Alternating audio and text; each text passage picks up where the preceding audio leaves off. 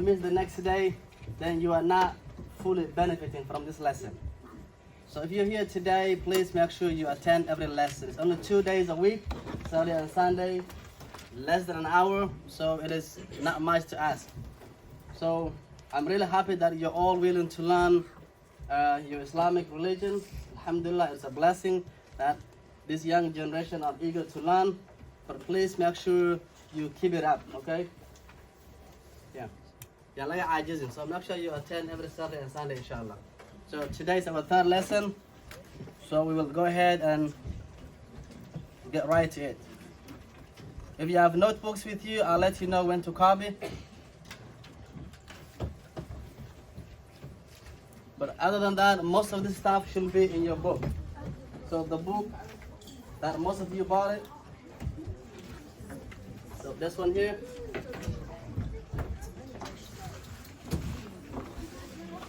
So from yesterday's lesson, I'm going to ask you 2 questions only. Iman, we said there are 6. One of them was believe in Allah, believe in Allah's angels. So I'm going to stop there. So yesterday we mentioned the names of 10 angels. Yesterday I told you the names of 10 angels. So let me see if you can remember. Just tell me the name of an angel you know. Okay, Aisha?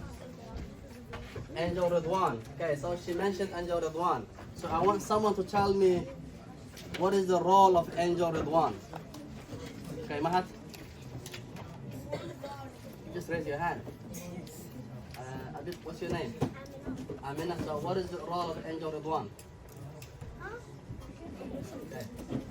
So you're gonna be with me, okay? I asked you about the names of angels. She mentioned one name, Angel Ridwan. I want to know what is the role of Angel Ridwan. What is he in charge of? Adit, what's your name? Ahmed? The gatekeeper of Jannah, mashallah. So Angel Ridwan is the one in charge of Jannah. So tell me another angel name. Mubarak. Who? Angel Jibril, mashallah. And what is the role of Angel Jibril? Angel Jibril, raise your hand. What's your name? Maryam? Okay. What is the role of Angel Jibril? MashaAllah. So he's in charge of the revelations. He's the one who brings the revelations from Allah to his prophets. Okay, tell me another name. Anan?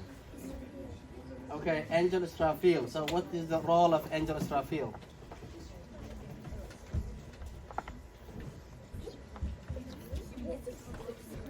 I need to see more hands. So blowing the trumpet. So when the last day comes, so Angel Israfil is the one who is gonna blow the trumpet. Okay. Shu'aib, tell me another angel name. Raqib and Atid. So Raqib and Atid, what do they do? Raqib and Atid. Someone else who can tell me what's their role? Umayma? So they record our deeds. So Raqib and Atid, they record our deeds. Okay, another angel name, Abdul Najib. Angel Malik. Yeah, what does Angel Malik do? What is his role? Okay, this side of the class. I need to get from this side. So Angel Malik, what is his role? I want an answer from this side.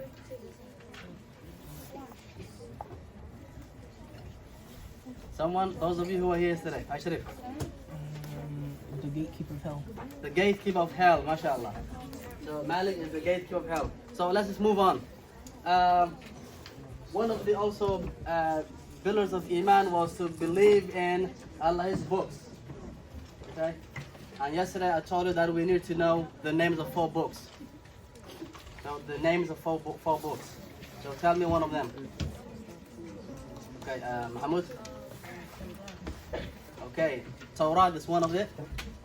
So Torah was revealed to Prophet who? Prophet Musa. Okay, tell me another book name. Ahmed? Okay, Zabur. Zabur was revealed to who?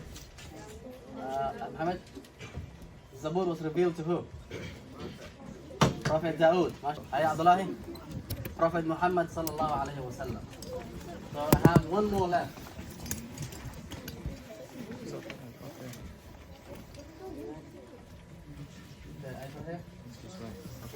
Injil was revealed to Prophet Adam, Prophet Isa. Okay, mashallah. So we move on to today's lesson.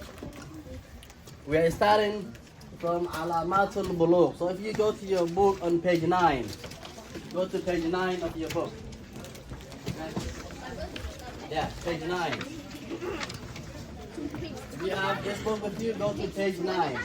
Page 9. Page 9. If you have this with you, go to page 9, please. Okay.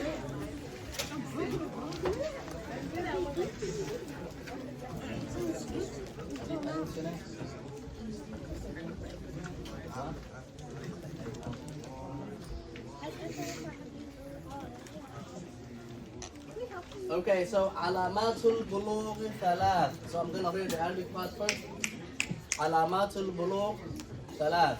So boys on this side, most of you should have this book. If you don't have it, share with someone next to you. So on page 9, Alamatul Bulugh Thalath. So the signs of puberty are 3. So Alamatul Bulugh means the signs of puberty. So when we say puberty is when you become basically an adult. Okay? So the signs of puberty are 3. Number 1 is tamamu 15 sanatan fi dhakari wal untha. So I'm reading from your book here. I did not put the Arabic part here, but it is in your book. So tamamu 15 sanatan fi dhakari wal untha, which is reaching the age of 15 years for a male or a female. So if you reach the age of 15 years, then you are considered to be an adult in Islam, okay? So basically here what we are talking about is you may not be intellectually mature as a 40-year-old person, but when it comes to, in the eyes of Allah, the responsibilities that you have, then you have the same responsibilities as a 40-year-old or a 50 or a 60-year-old. You're supposed to pray and fast and pay zakat if you have wealth, go to Hajj if you have wealth, all that is that. Okay? So in the Western countries we are told 18 is the age of being an adult, but that's false in Islam. Okay? 15 years of age, then you are considered to be an adult. Any actions that you do, good or bad, Allah subhanahu wa ta'ala will reward you if you do good actions. Allah subhanahu wa ta'ala can punish you or forgive you if you do something bad. So at the age of 15. So reaching the age of 15 years for a male or a female. Number 2 is والاحتلام في الذكر والأنثى ل9 سنين. والاحتلام في الذكر والأنثى ل9 سنين, which is if you experience a wet dream at a 9-year-old. So if you are 9 years of age and you have experienced a wet dream, then you are also responsible for all of the acts of worship that Allah subhanahu wa ta'ala made must upon all of us. So experiencing a wet dream at a 9-year-old. And then the last one is only specific to the female. وَالْحَيْضُ فِي الْأُنْثَى ل9 سنين. Menstruation for a 9-year-old girl. So if you, menstruation. So like, what is it called? Hail. Menstruation, like when you see that blood. Yeah, the period, yeah. So menstruation is basically the period. Okay? Yeah. So again, at 15 years of age, it doesn't matter if you have seen a wet dream or your period. 15 years of age, then you are considered to be an adult. And then the other 2 is if you see any of this at 9 years, then you're also required to fulfill the commandment of Allah subhanahu wa ta'ala. So again, the last one, menstruation or the period, is specific to the girls, not the boys. Like the most common one for all of us, both boys and girls, is the age of 15 years.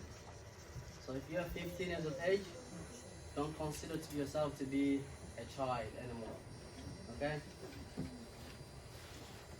Alright, so all this should be in your book also. So I can move to the next one. So let me add a little bit here.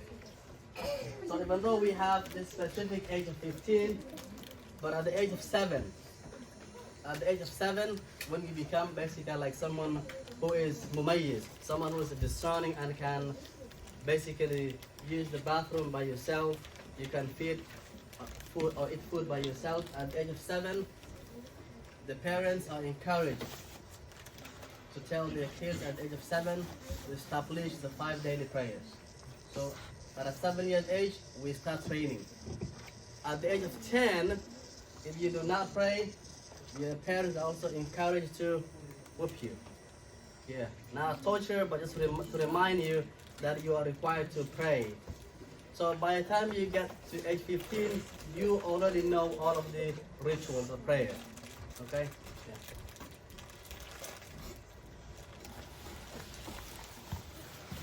Okay, so the next one is a little bit long. So on page, is this page 12? No, page 10, yes. Page 10. Okay. So page 10 talks about شروط إجزاء الحجر. شروط إجزاء الحجر ثمانية. So the conditions for purifying yourself with a stone.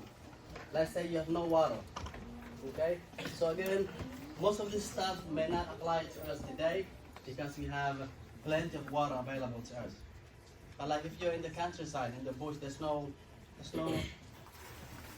availability of water for everybody.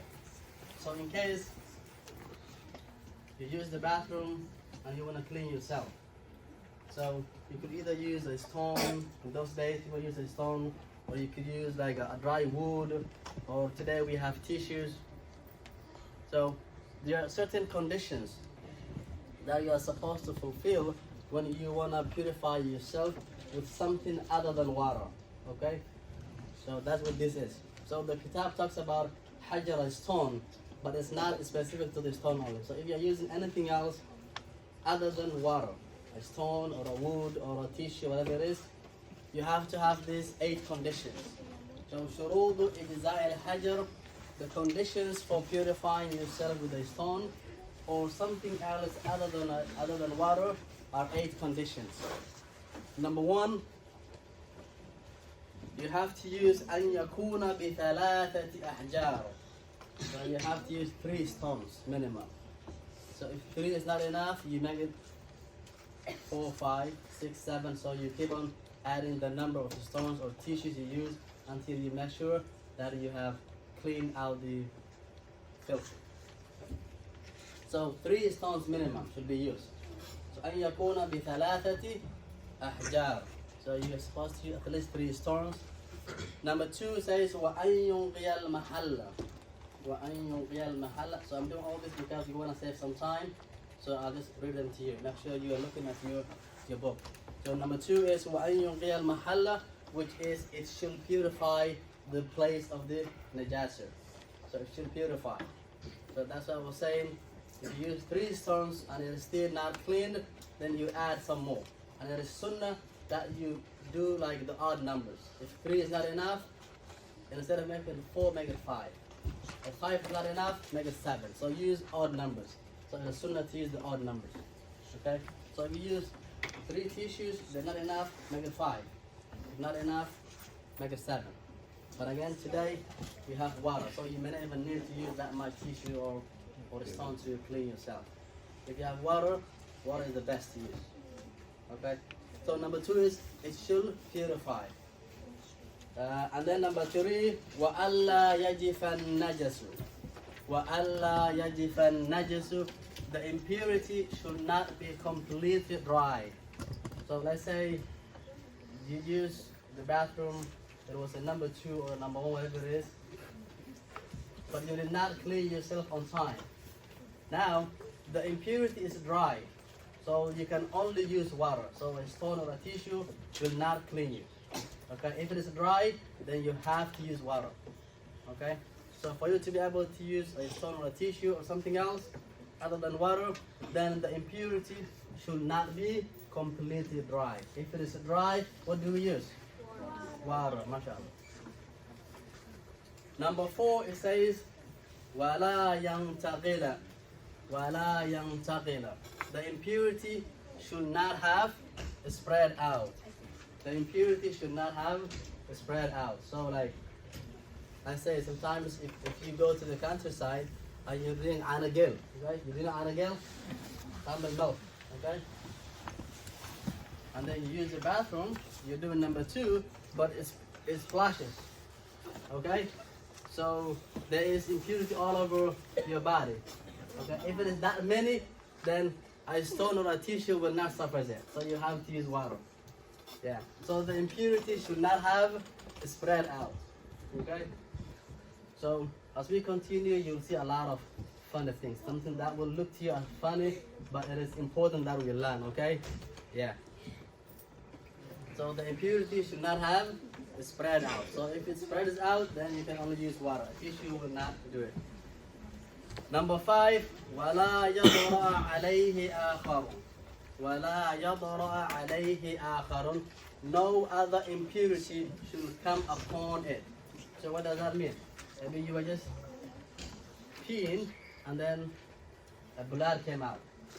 So it is mixed with another najasa. So then you have to use water. You cannot use only a tissue. So وَلَا يَضْرَأَ عَلَيْهِ آخَرٌ. No other impurity should come upon it. So if it is mixed with some other impurity, okay, then you have to use water. Number 6, وَلَا يُجَاوِزَ صَفْحَتَهُ وَحَشَفَتَهُ. So number 6 is more like number 4. Okay? Number 6 like number 4. So it basically means the impurity or the najasa shouldn't go beyond where it is supposed to stay. Okay? So here it says it shouldn't go beyond the inner buttock and the circumcised part for men. Okay? If it goes beyond that place, it basically means it's spread out. Okay, so we know the najasa has a place that they live. If you're doing number 1 or number 2, they have specific places that they are supposed to live. But if they leave that place, if the najasa spreads out, then you'll have to use water. So it says وَلَا يُجَاوِزُ صَفْحَتَهُ وَحَشَفَتَهُ. So if you look even at the footnote, they explain. So the buttock is basically the part that enfolds, that closes when you stand up. Okay? So the inner part. So if it leaves that place, if the najasa spreads out, then you will have to use water. Okay? So there's nothing to be shy about. We are learning our deen, so you have to know everything. Okay? Then number 7, وَلَا يُصِيبُهُ مَاءٌ. وَلَا يُصِيبُهُ مَاءٌ. Water should not splash into the stone. So you cannot purify yourself with a wet stone or with a wet tissue. So I've seen some people who will they get a tissue and then they put some water on the tissue and then they try to clean themselves with that. No, that is wrong. Okay, that is wrong. If the tissue you're using is wet, then that will not clean you. Okay, are we clear on that? Because I've seen a lot of misconceptions at this place. Okay, I've seen someone will get a tissue, they go to the water tap, they make the tissue wet, and then they say, okay, I'm cleaning myself with this. That's wrong. You did not clean yourself, you just have spread out more najasa on your body. Okay, so if the stone or the tissue you're using is wet, then you cannot use it. Okay, it has to be dry. Okay, it has to be dry. So water should not splash onto the stone. And then the last one, وَأَن تَكُونَ الْأَحْجَارُ طَاهِرَةً. The stones that you are using should be a pure one. So if you're going to use a stone or a tissue which has impurity already, that will not clean you also. So the tissue you're using has to be just one that you know is pure and dry and has no other impurity. Okay? Yeah. Any questions on that? Again, most of this stuff we may not even need it because we use water at our places. But if it so happens that you travel and you go to a place where there is some scarcity of water and you want to use a dry wood or a tissue or a stone, then you have to fulfill those 8 conditions. Okay? And then, so you shouldn't worry about even copying this because this is in your book also. Okay? Then you can read from your book. Okay? Okay. Now we are getting to the good part. Okay? So again, this book, some people call it safiinatul salat. Okay? Safiinatul salat, that's because 90% of the stuff in this book is about salah and prayer. Okay? It's about salah, prayers. So now we are starting with the first part. Okay? Furudul wudu'i. Okay? So anything from here is really important. Okay? So probably we'll end with this slide today because there's a lot that we need to cover in each of these 6 sections here. So furudul wudu'i sittatun. So if you look at your book on page 12. Page 12. Okay, go to page 12.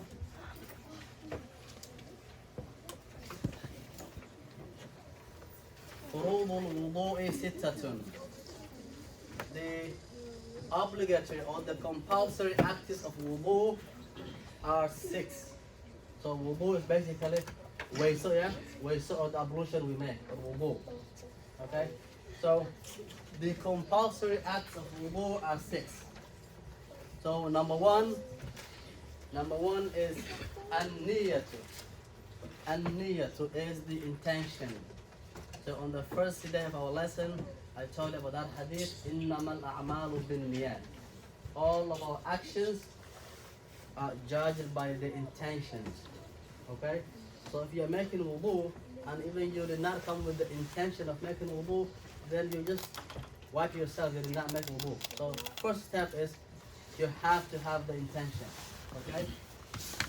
So number 1 is intention. And then in the next slide, the kitab also explains in detail what intention is. Okay? So intention, so you come with the niyyah that you're going to perform wudu. Okay? That's number 1. Then number 2 is washing the face. So here you can see we skip a lot of sunnah parts, right? So before you wash the face, anyone who can tell me what are the some sunnah things that we have to do? You come with the intention, and so the next must part is the face. But before you wash the face, there are a lot of some other sunnah acts that we are supposed to do. Anyone who can tell me? So you say, أعوذ بالله من الشيطان الرجيم بسم الله الرحمن الرحيم. Yes. Washing your hands, okay? So washing your hands too. Make sure your hands are clean before you put them in your face. Is it clear? Before we get to the hair, so now we are at the face. So you made the intention, and you did not wash. You're about to wash your face. So we said, you say, أعوذ بالله من الشيطان الرجيم بسم الله الرحمن الرحيم. You wash your hands, and then what more do we do? Hold on. Okay. Boys on that side. Are you tell me? Before you wash your face, what are some of the sunnah acts that we are supposed to do? Yeah, your mouth and your nose, okay? So you do something called madmad and istinshaq. So you have to rinse your mouth and your nose, okay? Yeah. But again, all those are sunnah. If you skip them, your wudu will still be okay. Okay? Your wudu will still be okay. Okay? So sunnah thing basically means if you leave it out, you will not be punished for that. And if you do it, you'll be rewarded for it. So that's what sunnah is. Okay? So it is good that we come up with the sunnah so we can be rewarded for those extra steps we do. So like washing the hands, you rinsing your mouth and your nose, saying أعوذ بالله من الشيطان الرجيم بسم الله الرحمن الرحيم. Okay? Okay, so number 2, we said the second one is washing your face. So how do we wash our face? Okay? How do we wash our face? I've seen most of you at the wudu area, and you want to wash your face, you only do this. Is that how we wash our face? No. No, okay, anyone who can describe how we are supposed to wash our face for wudu? what's your name? Marhaba, hey, tell me. MashaAllah. So you say forehead on the hairline, okay? So like if I look here, so this is my hairline, right? So I start from here. So from the hairline to the chin, from ear to ear. So you have to wash everything in between. Hey, Marhaba. So we say wash your face, but if you only wash this part of your nose and this part of your eyes, this is not the face only. The face is from the hairline to the chin, from ear to ear. So all that part you have to wash it. Okay? Yeah. So from the hairline to the chin, from ear to ear. Are we good with that? Okay. Mohammed, tell me what I just said. How do we wash our face?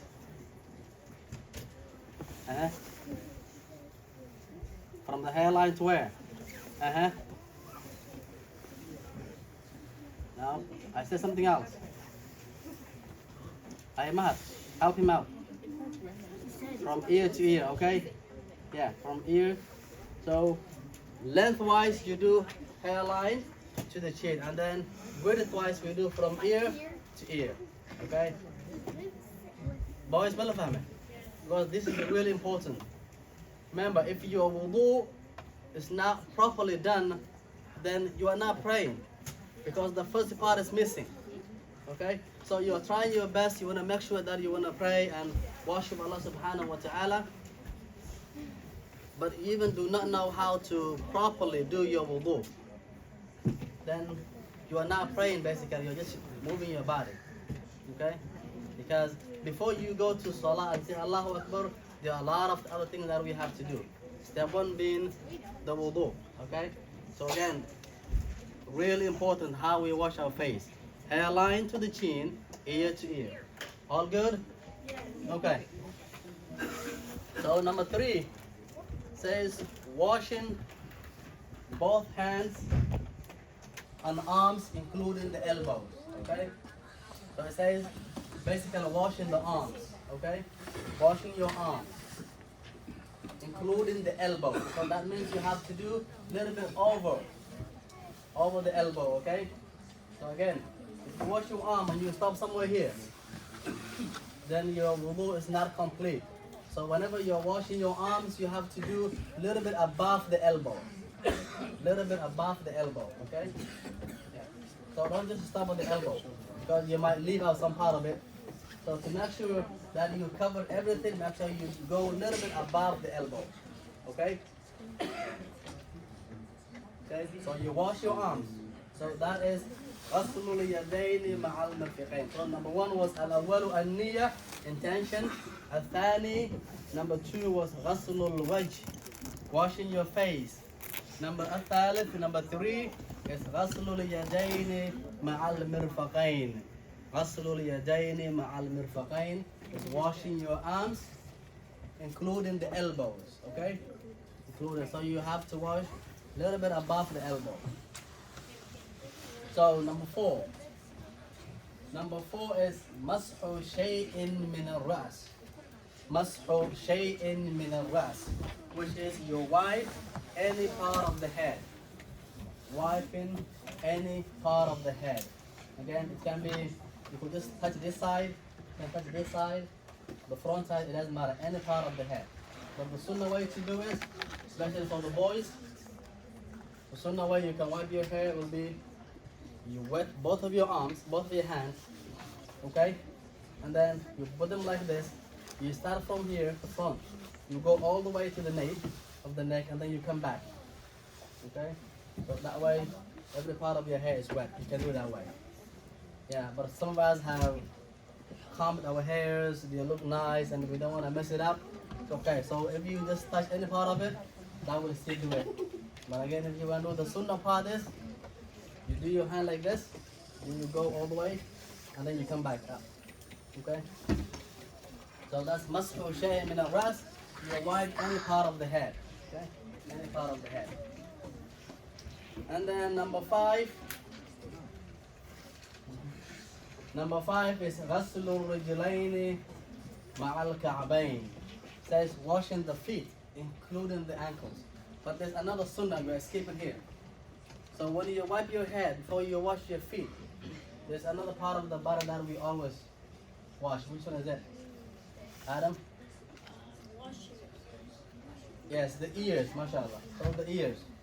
So once you're done with the hair, then you get another clean water, and then also you have to wash the inner and the outer part of your ear. So you use your fingers to do the inside part of your ear, and then your thumb to do the outer part of your ear. Okay? Yeah. Use your index finger or any other finger that you can use. Make sure every part of the inside of the ear is wet. And then on the outside, you wipe it with your thumb like that.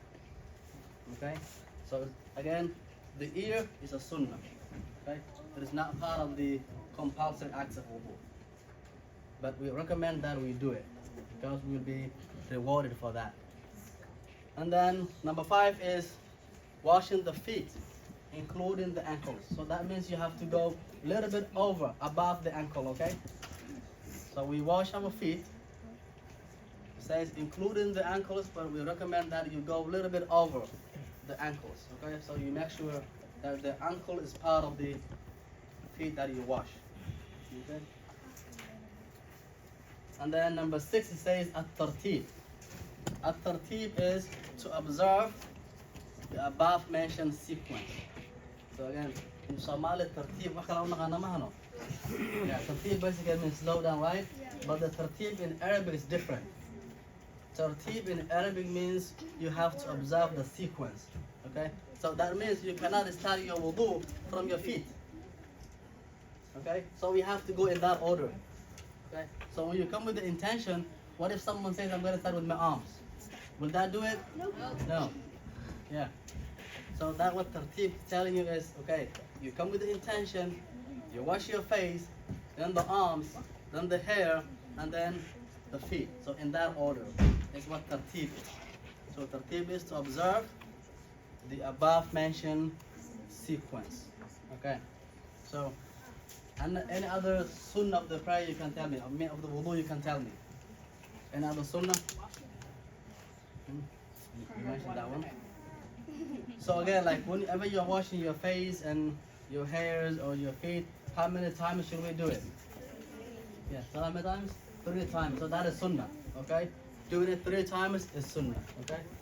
So if you do it 1 time, that will do it, okay? But the sunnah is that we repeat each one of them 3 times. When you're washing your face, you wash it 3 times. Whenever you're washing your arms, you wash them 3 times. Whenever you are wiping your hair, you do it 3 times. Your ears, do it 3 times. Your feet. Can you wash under the chin? Yes. Yes. Because you can wash under the chin, yes. Yeah. So you don't have to stop right here, you can go under the chin, yes. Excellent question. Another question? Now we all know how to do wudu, right? Yes. Anybody having issues with how they'll be able to do their wudu from today on? So some of you might have been doing your wudu for a long time, but you might have been doing it the wrong way. But inshallah, from today, make sure you do it right, inshallah ta'ala. Okay? Yeah. Alright. So the next section is, remember in the wudu, we mentioned about a niyyah, and also we ended with tartib. Okay? We started with the niyyah, and then we end with tartib. So the next section, the Shaykh is giving us an explanation of what the niyyah is, okay, and what tartib is. Even though I explained earlier, there is another section here. So it says, first one, still on page 12. النية قصد الشيء مقترنا بفعله. So that is what a niyyah is. A niyyah or an intention is basically to intend something simultaneously with the action. So you say, you come with the intention that you want to do wudu, and then you do the wudu.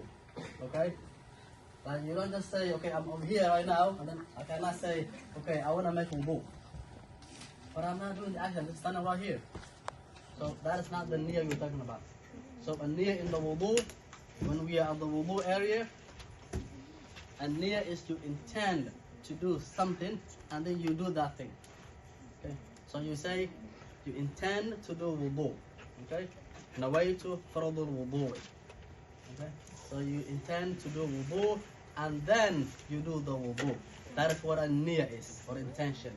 Okay, so you intend something alongside with the action.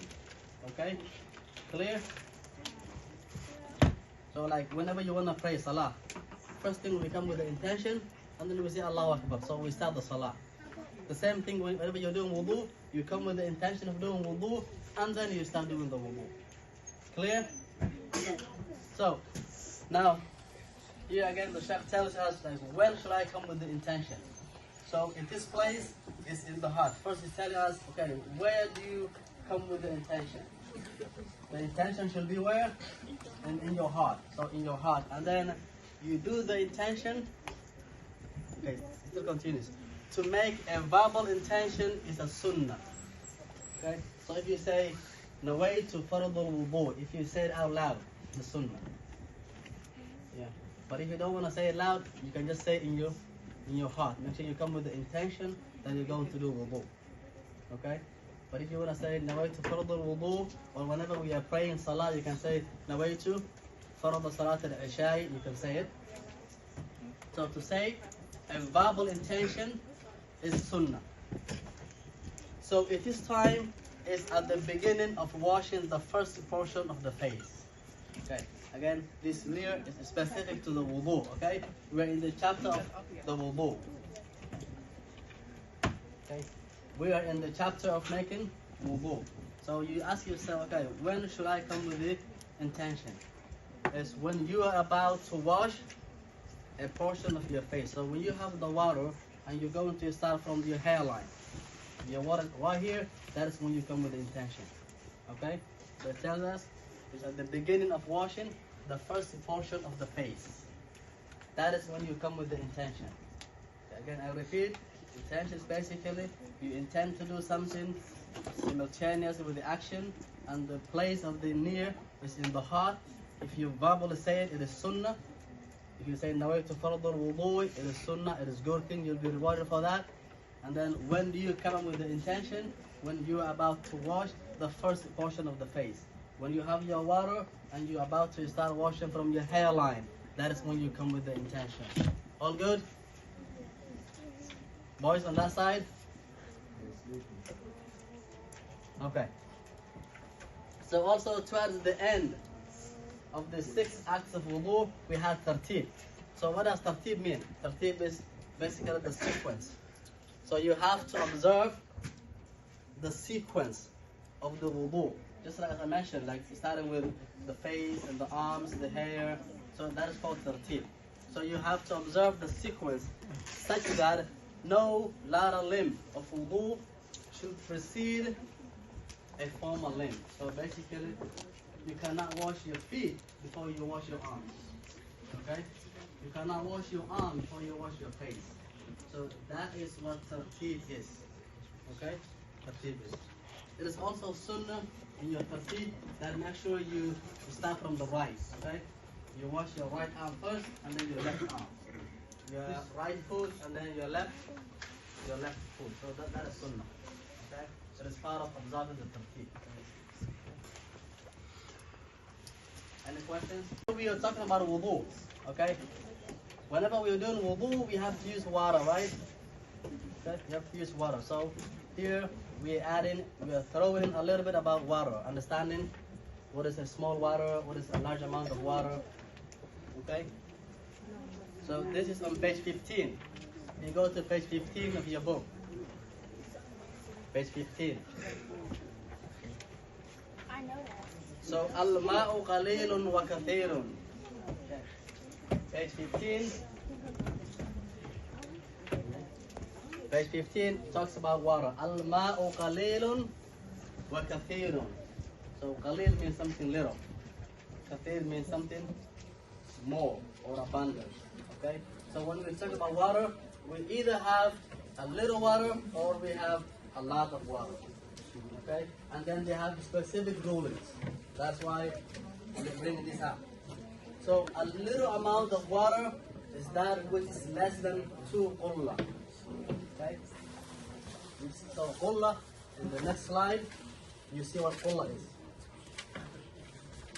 Abundant water, that which is 2 qulla or more, approximately 190 liters or 50 gallons.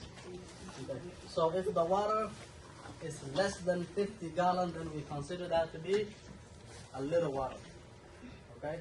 If it is more than 50 gallons, then we consider that to be an abundant water. Okay? Again, all these things are important because whenever you're doing wudu, you gotta make sure the water that you have. But in our case, we have a water tub, so we even don't care about it. And again, most of the time when the chef wrote this book, we didn't have this much water tub. Okay? So there was the scarcity of water. So we were to understand what are the rulings of the water that I can use to purify myself, to make wudu. Okay? So here, a little amount of water will become impure when any impurity falls into it, even though the water does not change. So it says, Al-ma'ul qalil Al-qalilu yatanajjasu bi wuqu'in najasati fihi wa illam yataghayyar. So the little water will become impure even though the water does not change. Okay, if you have a water less than 50 gallons of water, and then a small najasa, let's say a splash of urine, fall into that water, then that whole water is najasa. Okay, with 50 or less gallons of water, a little splash of urine, okay, or a stool of an animal falls into it, then we consider that water to be najasa, impure. So that means you cannot use for wudu. Okay, you cannot clean yourself with it because it is najasa. It's impure. You cannot use it. Okay, that's why this comes out. And then an abundant water. So the water which is more than 50 gallons will not become impure except when its taste, color, or smell changes. So if you have a pool of water, let's say you have a swimming pool, or you have a large amount of water, more than 50 gallons, then if a splash of urine, or even it doesn't matter how big an najasa is, falls into it, or if a rat dies in it, okay? Yeah, so you've seen a rat somewhere here, so if a rat goes into the water, if it's less than 50 gallons, then that whole water is najasa, we throw it away. We don't use it to do wudu or take a shower with.